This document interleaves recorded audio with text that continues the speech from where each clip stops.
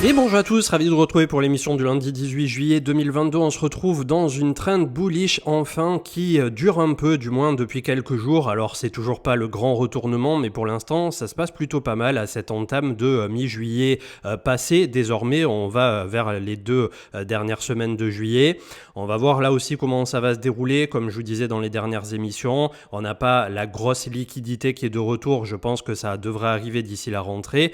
Mais pour l'instant on a un BTC en positif de 3% ce matin, 22 200 $ en positif de 18% sur 30 jours. C'est Ethereum qui est en train de se faire une place au soleil avec le merge qui devrait arriver fin septembre 2022 si tout est ok. On a le dernier testnet là courant août. Donc vraiment ça fait un moment que je l'attends, un moment que je suis plutôt bull là-dessus quant au merge. J'espère bien évidemment qu'on va en tirer les fruits derrière pour ceux qui jouent cette position. Après je comprends tout à fait ceux qui préféreront attendre après pour être un peu plus sûr. 1460 $ donc ce matin pour Ethereum en progression de 50% sur le mois en cours. On a encore et toujours du côté de Matic Polygon 15% sur les dernières 24 heures, 64% sur la semaine, porté très largement par la news autour de Disney, 150% sur 30 jours et on est sur un rebond déjà d'un x3 par rapport au point bas qu'il avait touché pour Polygon. On a 18% pour Ethereum classique qui remonte à la 20e place et c'est un peu bizarre mais globalement je pense là aussi que ça joue tout simplement à un switch de mineurs qui va venir de Ethereum normal vers Ethereum classique. Je ne sais pas quoi en penser. Ce matin, Marc avait fait un petit post. Il avait l'air un peu dubitatif sur tout ça. On a le OKB de OKEx qui est en progression aussi de 40% sur 30 jours et de 9% sur les dernières 24 heures. Et enfin, le bas de ce tableau du top 25 est clôturé avec Atom Cosmos 23e place, proche des 10 $, 9,58 ce matin en position de plus 64 sur le mois passé. Et on a Monero et Algorand qui sont eux aussi en progression sur le mois de 43 et 20% respectivement. Du côté du 4 heures, donc ici on revient sur le point dur, les fameux 22 500, quasi 23 000 $.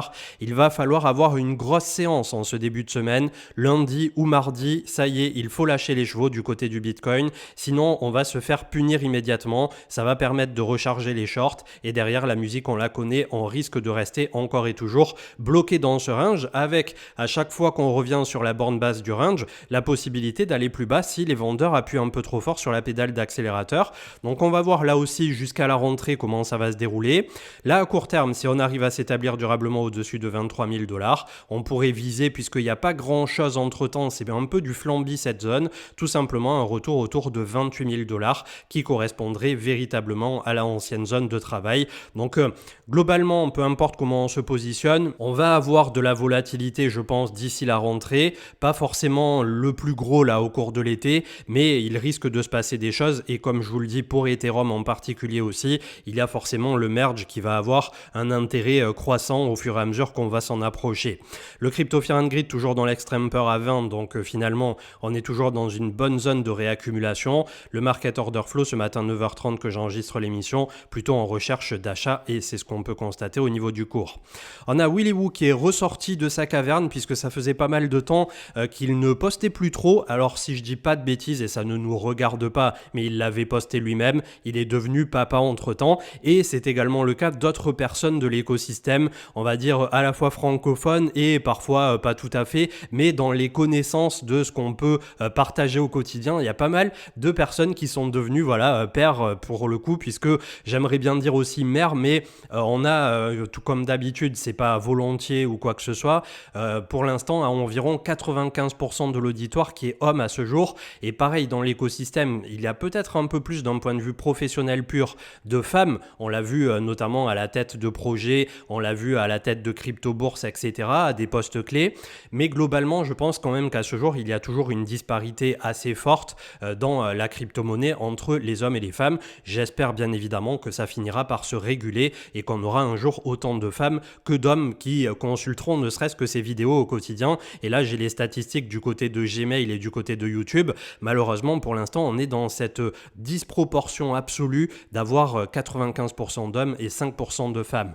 On a donc Willy Woo qui nous met en avant que la demande et la réponse au niveau du BTC par rapport à un prix donné est en ce moment complètement plate. Donc ça, c'est plutôt une bonne nouvelle au niveau de la réaccumulation entre 17, 18 et 22 qu'on est en train de titiller ce matin. Ça peut aussi démontrer que le désintérêt est déjà là et que nous sommes en train potentiellement, doucement mais sûrement, de faire notre pseudo-range, celui que je visais et dont je vous ai parlé ces derniers temps, du premier trimestre de 2019. Alors pour moi, au niveau de la temporalité, il y a un truc qui colle pas trop puisque je visais plutôt ça pour le troisième trimestre, quatrième trimestre 2022, voire comme je vous ai souvent dit, peut-être le premier trimestre 2023. J'ai la sensation que, comme l'ont dit certaines personnes sur Twitter dans les commentaires, et là je suis plutôt d'accord avec vous, qu'on n'en a pas encore assez chié. Alors en termes de drawdown, probablement que oui, quand on voit Bitcoin à moins 75, Ether à moins je sais plus combien et les alt à moins 95, on s'est déjà fait purger comme jamais, d'autant plus qu'il y a eu des catalyseurs extrêmement négatifs. Les liquidations, Three Arrows Capital, Terra Luna, une crise existentielle autour des stablecoins et de confiance. Donc c'est vrai que c'est très difficile de jauger là à court terme si vraiment on a fait notre point bas, si toute la peine est déjà derrière nous, ce qui serait remarquable en un sens, ou si là de suite, voilà, on est en train de se faire des fausses idées, on va un peu remonter jusqu'à la rentrée et bam, à la rentrée on revient à 12, 13, 14 000 du côté de Bitcoin. Donc vraiment, je veux que vous ayez ça en tête jusqu'à ce qu'on ait acté complètement un retournement. Et pour les retardataires, ça sera quelque chose de difficile à vivre puisque potentiellement vous commencerez à voir ce train-là partir, mais ça ne veut pas pour autant dire que vous ne pourrez pas rentrer en cours de route dedans. Comme d'habitude, il y a des opportunités aujourd'hui, il y en a demain, il y en aura après-demain, dans 6 mois, dans 1 an, dans 2 ans. Voilà, on n'est jamais bloqué sur les marchés, ni dans un sens, ni dans l'autre. Quand vous désirez rentrer, vous rentrez. Quand vous désirez sortir, vous sortez.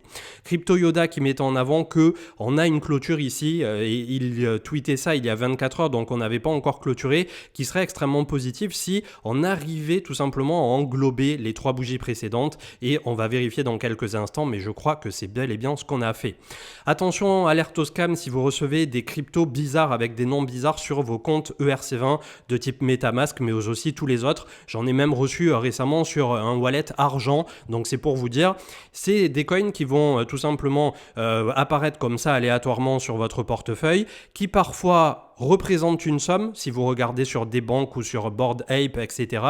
Et qui, malheureusement, si vous interagissez avec le smart contract, vont vous siphonner l'intégralité de vos fonds.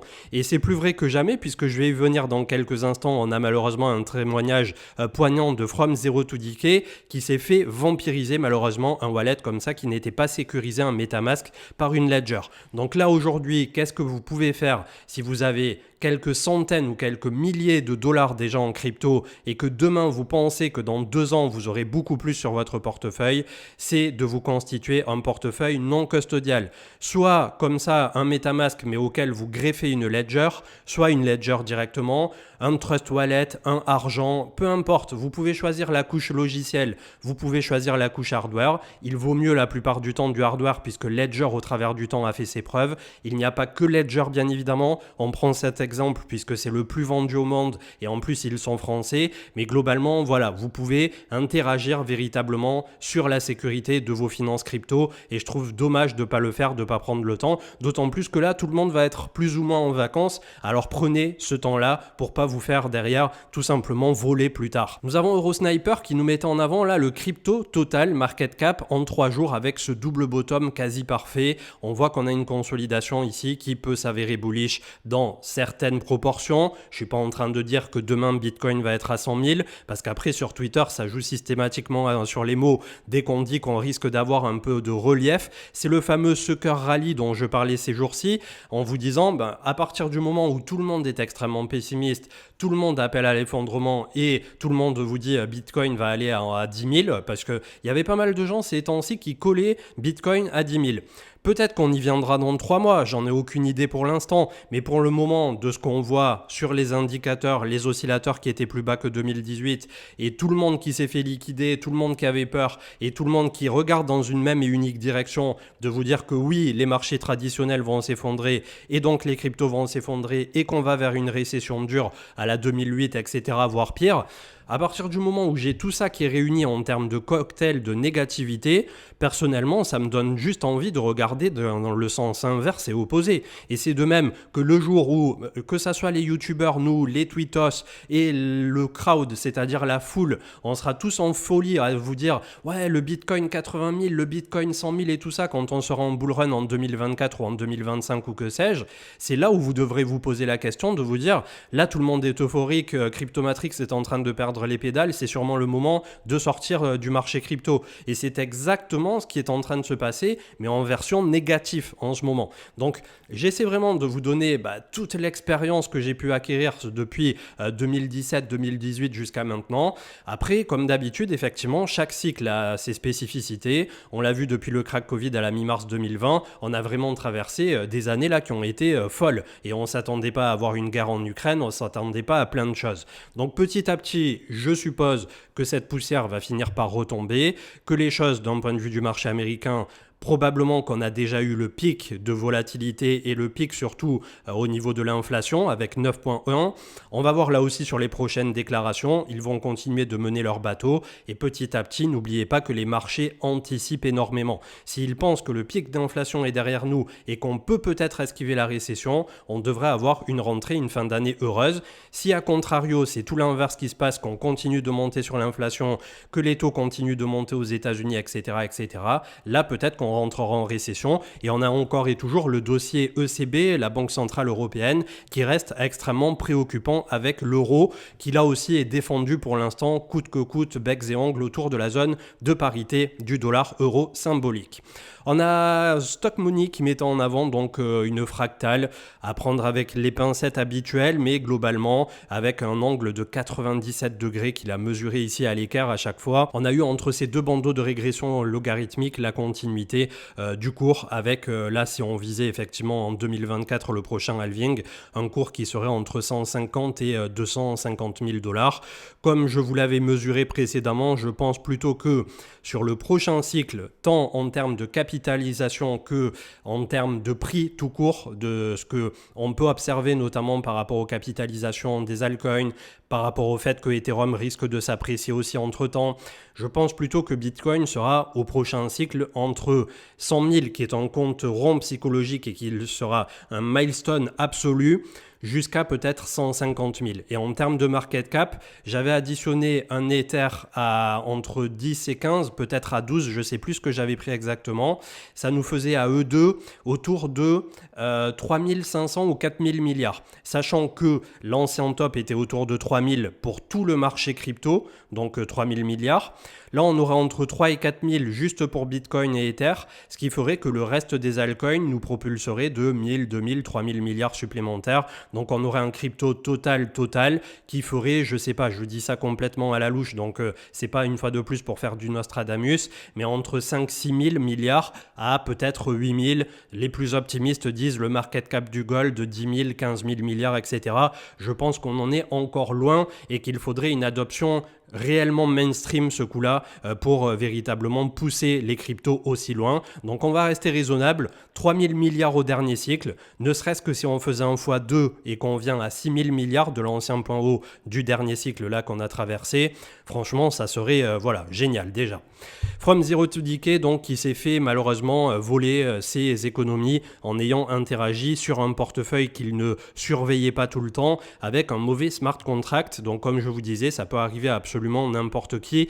N'hésitez pas à aller lire le trade, n'hésitez pas à aller lui donner de la force. Quand il se passe comme ça quelque chose sur quelqu'un de l'écosystème qui donne là aussi sans compter, et il a un site en plus, il écrit quotidiennement pour Au Coin du Bloc, donc n'hésitez pas vraiment à aller lui donner de la force puisque ça peut devenir un gros média du prochain cycle. C'est dans les bear markets comme ça que se construisent les médias crypto de demain. C'est quelqu'un qui fait ça pour l'instant bénévolement, sans quasi aucune rémunération et qui a un boulot à côté, donc il n'est pas full time dans les cryptos. Et là, dans son post, malheureusement, il dit qu'il a perdu des années de salaire, de son salaire actuel par rapport aux petits revenus, aux petits moyens qu'il a. Donc franchement, j'espère un jour que tout ça cessera, qu'on n'aura plus des drames comme ça, qui malheureusement viennent d'une petite erreur en amont qu'on ne peut pas maîtriser totalement, mis à part tout le temps interagir 100% avec sa ledger pour essayer de tout signer et tout ça. Mais globalement, quand on garde un peu de crypto à chaud sur les wallets de type MetaMask et qu'ils ne sont pas sécurisés par un hardware wallet, malheureusement, ça peut arriver à n'importe qui, puisque un simple approval, quand on fait des transactions en DeFi, quand on fait des transactions sur Pancake ou peu importe où on les fait, on ne peut pas s'apercevoir systématiquement de ce qu'on approuve dans la totalité, mis à part aller lire à chaque fois le smart contract et être un développeur. Donc c'est vrai que pour 99% de l'écosystème crypto à ce jour, ça reste un problème. C'est un énorme axe d'amélioration amélioration en plus de l'UI UX. Et globalement, j'espère vivement que dans les prochaines années, on en viendra à quelque chose de plus soft de ce côté-là pour avoir un utilisateur qui ne se demande plus quand est-ce que malheureusement il risque de se faire siphonner son MetaMask ou ce genre de choses. Un marché qui est dans le vert ce matin, ça fait plaisir. J'ai vu quelques personnes qui avaient commenté là sous ce post que d'un seul coup, je devenais bullish, que c'était mon fonds de commerce. Je sais pas qu'est-ce que j'ai pu lire encore comme connerie, que immédiatement, ça y est, on prenait 3% et les youtubeurs et influenceurs étaient bullish. Bref, ça me permet au quotidien aussi de décortiquer ici sur YouTube.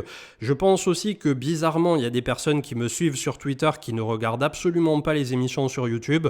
C'est pour ça que désormais, depuis quelques temps, j'évite de me plaindre effectivement sur YouTube à propos de Twitter. Là, je viens de le faire quelques secondes, mais ça m'évite aussi de prendre du temps pour des personnes qui souvent n'en valent pas la peine et dont vous n'avez strictement rien à faire du côté de YouTube.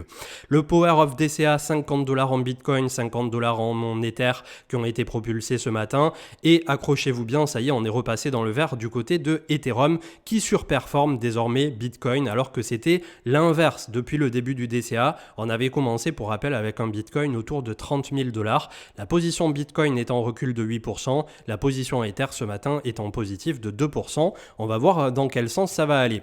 Mention honorable à ce qui est en train de nous faire 0x Polygon, donc Matic. Pour rappel, le projet a été sélectionné récemment par Disney. Il est chaud comme une baraque à frites et effectivement, il nous a poussé un jeune x3 en une quinzaine de jours. Donc là aussi, ça fait plaisir. J'ai pas énormément de Matic. C'est pas forcément un trade sur lequel je me suis surexposé là récemment, mais je sais dans la communauté qu'il y a des personnes qui surveillent en plus de Ethereum vivement les Layer 2 et qui Matic a été des positions parfois assez bétonnées. Donc je suis super content et super fier pour les personnes qui en bénéficient très largement. Ça me renvoie aussi à un grand succès du cycle précédent. Une personne qui vit dans les îles qui m'avait envoyé un message qu'il avait mis 10 ou 20 000 dollars sur Matic puisqu'on l'avait mis à l'époque dans le top 10 ou une vidéo dans ce genre et derrière il en a tiré 1,5 million ou 2 millions. C'était la plus grosse performance de son portefeuille.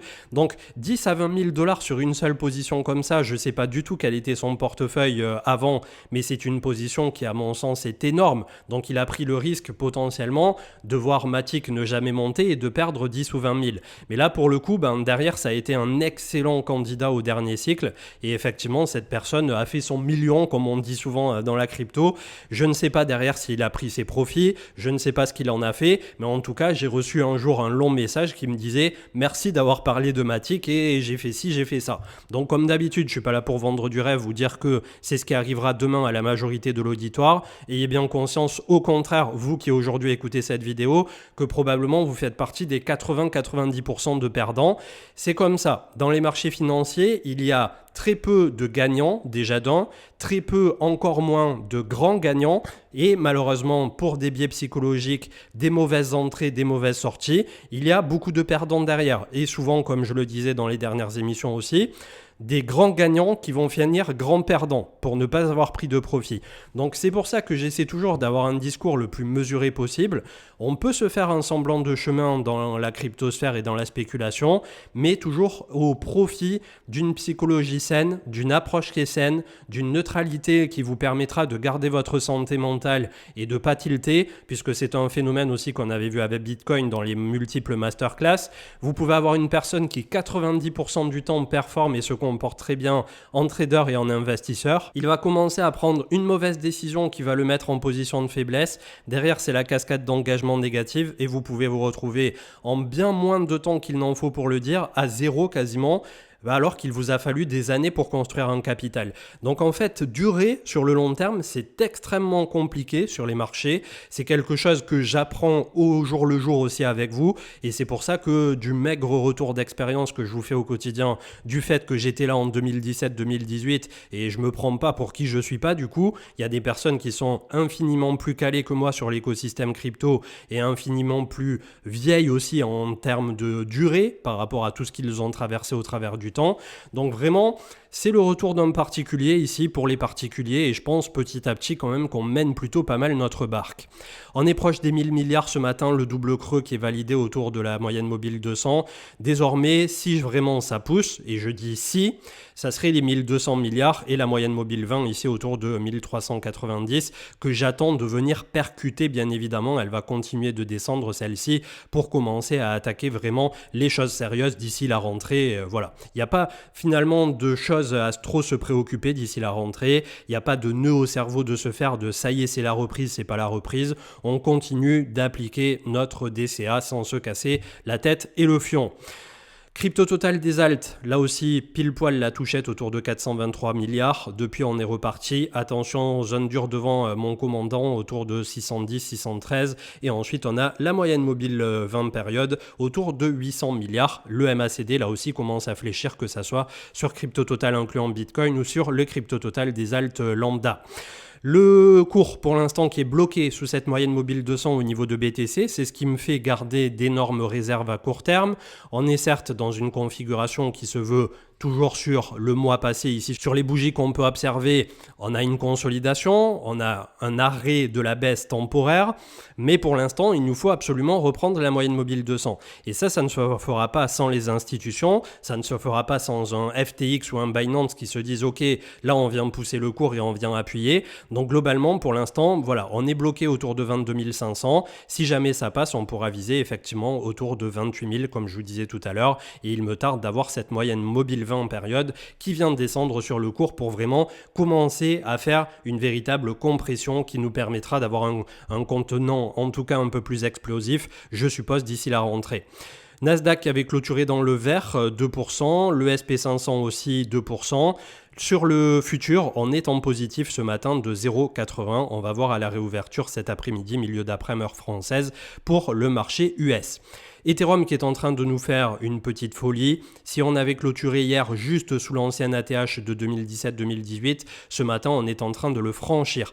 La bonne nouvelle pour nous, c'est qu'on a le fondamental du merge qui arrive derrière. Très belle compression RSI, on n'est pas encore au contact de cette dernière. Un peu de volume qui est rentré. Donc désormais pour Ethereum, premier stop ici autour de 1730 à 1800 $.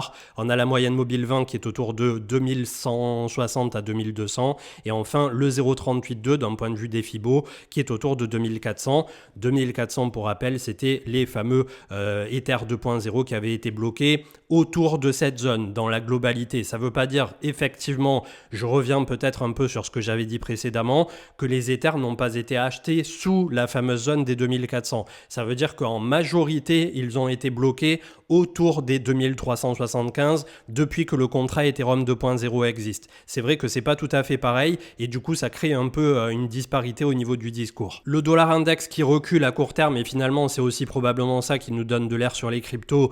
109.2, on est à 107.43 sur le DXY ce matin. Pour rappel, c'est un panier de devises de toutes les autres monnaies principales mondiales contre le dollar. Vous pouvez observer aussi le dollar directement en tant que tel si vous le souhaitez ou la paire euro-dollar pour vous faire un avis qui là aussi essaie tant bien que mal de défendre son point bas. AAV qui continue de remonter, ça fait plaisir. Donc ça avait été ici largement payé autour du gros support. On avait eu une belle déviation autour de 45-50 $. On est déjà de retour proche des 100 $. Attention toutefois, la moyenne mobile 20 fait office de barrage ici autour de 115 à 120 $ pour AAV. Probablement pour ceux qui ont joué vraiment le point bas et qui ne veulent pas jouer le long terme, on va dire un allègement de position à venir ici. Et ensuite, on a la grosse zone de cassure un peu plus haut, autour de 165 $. Après, comme d'habitude, si vous vous projetez sur le prochain cycle, ceux qui ont rentré des AAV à 45 $, ça serait peut-être dommage de vendre à partir d'un x2. Mais n'étant pas conseiller financier, n'étant pas dans votre tête, n'étant pas dans vos plans, ni dans vos finances, je ne peux que vous donner des clés de réflexion ici qui vont s'appliquer ou non à chaque profil et à chaque type d'investisseur différent, quel qu'il soit. Par exemple, je sais que, allez, je vais donner l'exemple qui parlera à tout le monde. Je ne sais pas si Marc, par exemple, de AAV, en a acheté autour de 45-50 $, mais lui, probablement, qui vise clairement pas 90 $ à court terme, voilà, il se projette sur plusieurs années. De même qu'une personne qui fait du trading va se dire, ok, là, j'ai fait un x2 sur AAV, je prends mes profits et je cherche probablement mon prochain x2. Voilà, c'est des choses qui sont quand même bien différentes et qui qui est à noter puisque jamais vous pouvez appliquer un même scénario à un même profil, peu importe que votre voisin essaie de vous copier ou quoi que ce soit. Il y a tellement de paramètres externes qui peuvent venir influer que c'est là aussi que le copy trading, c'est très très difficile à mettre en place puisque la plupart du temps ça ne fonctionne pas malheureusement. 42,90 donc pour la dominance qui a légèrement baissé, on voit des alts qui commencent à reperformer, donc pour l'instant je vous invite bien évidemment à pas trop nous chauffer comme disaient les gens sur Twitter, mais c'est vrai que voilà, on a quand même un petit quelque chose qui est en train de se passer. Je repasse pas du côté des alts puisque finalement on a des setups qui sont en train de se mettre en place, mais je vais attendre surtout d'avoir la confirmation sur les 48 prochaines heures. On avait vu qu'on avait la DeFi qui était pas mal, on avait les entreprises de mining qui font du mining Bitcoin qui étaient pas mal au niveau du rebond, on a Matic, on a Engine, on a UTK, Utrust qui est dans le vert, on a les sempiternels Solana, Avax, IGLD, voilà les gros dossiers dont on parle régulièrement. Avax qui est en positif de 15% d'ailleurs autour de 23,76. Donc on aurait pu l'attendre légèrement plus bas autour de 9,40 ici. On avait le joli support pour Avax. Finalement il a ralenti autour de 13,50 et là désormais on va voir comment ça va se passer. Mais ça fait partie des alts je crois qui avaient vraiment pas mal perdu. D'ailleurs je vais vous le remesurer pour Avax. On était sur moins 90%. J'aurais dit moins 95. Vous voyez c'était bon de le remesurer quand même.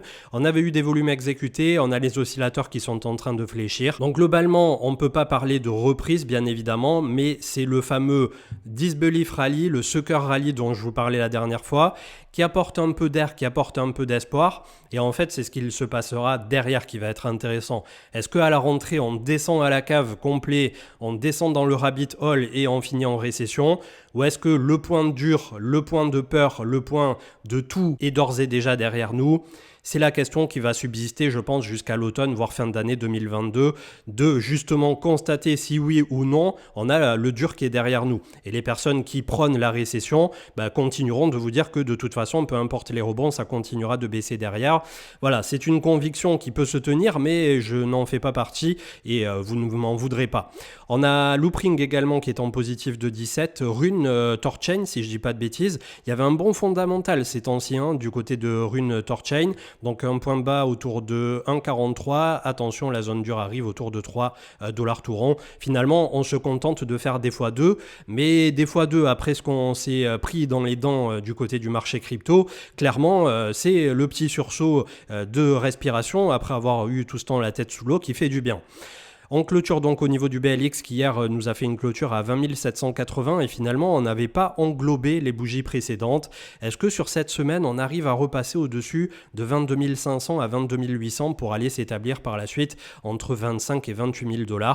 Moyenne mobile 20 qui est en train d'arriver par le nord. Il nous faut encore un peu de temps je pense pour y voir un peu plus clair. Là, on va voir comment va se dérouler ce début de semaine. Si d'un seul coup, on a une séance à plus 10% supplémentaire et qu'on a les gros instits, des gros open interest qui reviennent, on pourra se dire que oui, le mouvement est appuyé par les gros poissons. Si derrière, il ne se passe rien, on reste malgré tout dans une trend qui est baissière à court terme, puisqu'on est sous la moyenne mobile 200, on est sous la moyenne mobile 20, et globalement, voilà, ça reste malheureusement pour l'instant une situation qui est quand même assez dégradée.